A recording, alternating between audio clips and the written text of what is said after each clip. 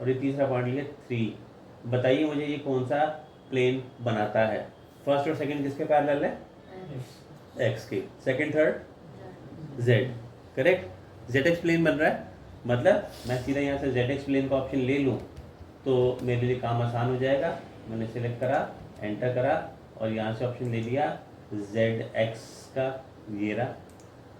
मैंने बीच से सिलेक्ट कर लिया और दोनों साइड रख लिया, आ गया सीधा कट। देखा आपने? ठीक, अच्छा जी। फिर इसके बाद में मैंने अंडू करा और फिर से स्लाइस कमांड दिया। अब की बारी मैंने क्या किया, जो 3 पॉइंट लिए वो लिए कौन कौन सा, ये एक इसका 1.1, ये इसका 0.2 और ये इसका 0.3। कौन सा प्लेन बन रहा है? फर्स्ट सेकंड किसके पैरेलल है? एक्स वाई के। करेक्ट। तो अगर मुझे इसको टॉप और बॉटम अलग अलग करना है तो हम सीधा यहाँ से एक्स वाई प्लेन सिलेक्ट कर लेंगे। देखिए, अगर टॉप बॉटम अलग अलग करना था तो मैं सीधा यहाँ से एक्स वाई प्लेन लूँगा और यहाँ क्लिक कर दूँ, हो गया टॉप अलग और बॉटम अलग। देखा आपने? तो सीधा कट लगाने के लिए कभी भी हम 3 पॉइंट नहीं यूज़ करते, वो मैंने सिर्फ आपको समझाने के लिए बताया था, है ना। उसका यूज़ हम एंगल के लिए करेंगे, वहाँ पे लगाएंगे। अब देखो मैंने क्या किया, स्लाइस कमांड दिया। पहले तो इस बॉक्स के मैंने 2 हिस्से कर दिए। कैसे? वाईजेड प्लेन का ऑप्शन लिया और यहाँ से सिलेक्ट करते हुए इसके 2 हिस्से कर दिए, हो गए। फिर आपने क्या किया, इसको सिलेक्ट करा, एंटर करा और जेड एक्स प्लेन का यूज़ करते हुए, जेड एक्स प्लेन करते हुए फिर से 2 हिस्से करे और वो इसके 2 हिस्से, क्योंकि मैंने उसको तो सिलेक्ट किया नहीं था, जिसे आप सिलेक्ट करोगे उसी के 2 हिस्से होंगे ना। अब तो वो एक अलग ऑब्जेक्ट है, वो अलग बॉडी है, ये अलग बॉडी है, 2 हिस्से हो गए। अब तीसरा हिस्सा मैंने इसको सिलेक्ट करा, एंटर करा, एक्स वाई प्लेन अभी भी सीखा था, ये लिया और यहाँ से जाके सिलेक्ट करा और वो साइड कर दे, तो ये हो गए। देखिए आपने, मैंने इसको तीनों प्लेन से लेके काट दिया। अगर मुझे यहाँ टेपर लगाना था तो हमने क्या किया, सिलेक्ट करा, इसको सिलेक्ट करा, एंटर, 3 पॉइंट ऑप्शन लिया हमने यहाँ से 0.1, ये 0.2 और 0.3 टेपर में। उसने कहा कौन सी साइड रखनी है, मेरे को नीचे की रखनी थी, ऊपर की तो मिटानी थी, तो मैंने नीचे कहीं क्लिक कर दिया, टेपर हो गया। अगर मैं सारे को यूनियन कर दूँ तो आपको सीधा ये फिगर मिल गई। ऐसी ड्राइंग हमने बनाई हुई है ना। देखा आपने? ठीक, समझ आ गया स्लाइस? ठीक। अब प्लेन के और ऑप्शंस भी समझ लेते हैं। आपने एक्स वाई वाई जेड और जेड एक्स तो समझ ही लिया, हम इसे और ऑप्शंस भी समझते हैं। फिर से स्लाइस कमांड दिया। पर्पस हर एक ऑप्शन का वही है, ऑब्जेक्ट को काटना। हमारे पास अगला ऑप्शन है प्लानर ऑब्जेक्ट का।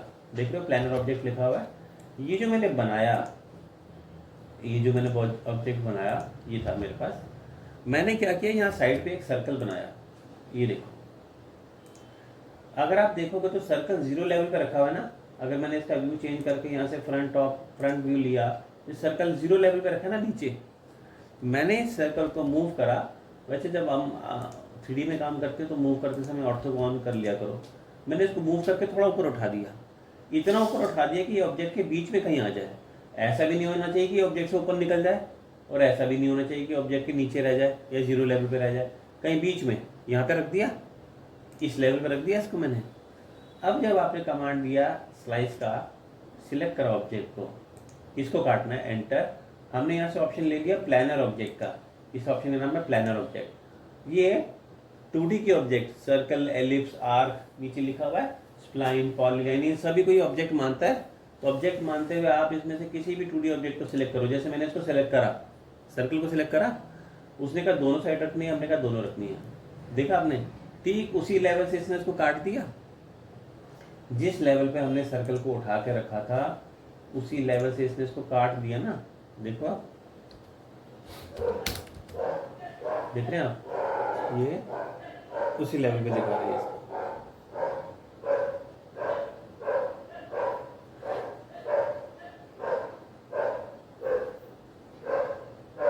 देखा आपने? ये इसको उसी लेवल पे दिखा रहा है।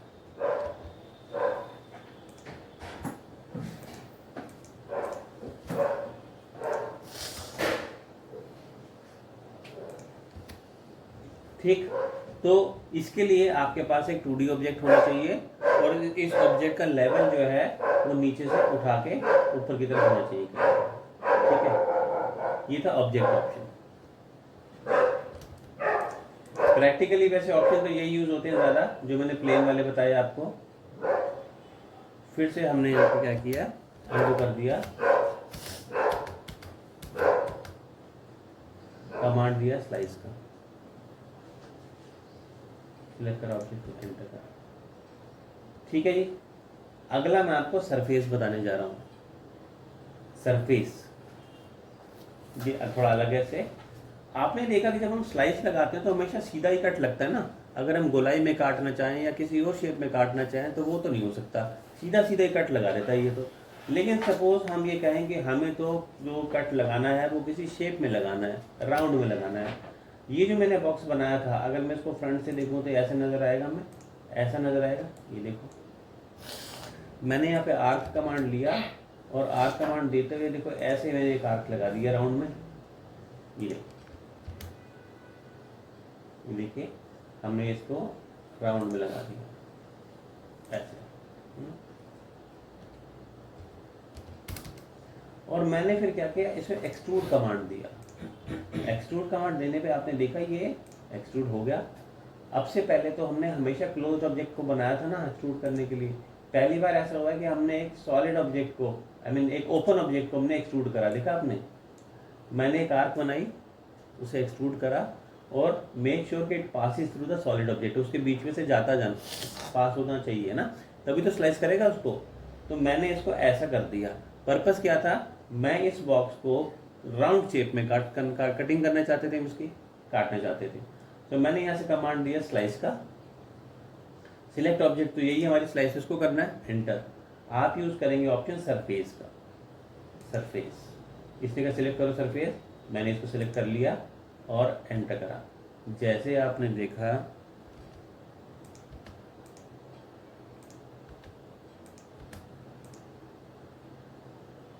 देखो राउंड शेप पे कट गया। इसका मतलब कि हमारे पास अब दूसरी शेप में भी कट करने का ऑप्शन है, सिर्फ सीधा सीधा नहीं, हम जैसी मर्जी शेप में इसको काट सकते हैं। तो हमने इसके लिए क्या किया, मैंने आर्क बनाया था, आप कोई भी शेप बना लो और उस पर एक्सट्रूड कर लो, जैसी शेप आप बनाओगे उसी शेप में इसको कट लगा देंगे। बात समझ आ गई? Okay, that was surface option. तो ये नई चीज़ हमें देखी इसके अंदर। ये तो था कमांड स्लाइस का, जो भी मैंने बताया आपको। इससे अगला कमांड हम इसमें करेंगे सेक्शन का। सेक्शन, आपने देखा कि जब भी हमें कुछ बनाना होता है सॉलिड ऑब्जेक्ट, एक्सट्रूड कमांड से बेसिकली एक्सट्रूड या रिवॉल्व करने के लिए, तो हम एक पॉलीलाइन प्रोफाइल बनाते हैं ना पहले, फिर उसके बाद उसे एक्सट्रूड या रिवॉल्व करते हैं।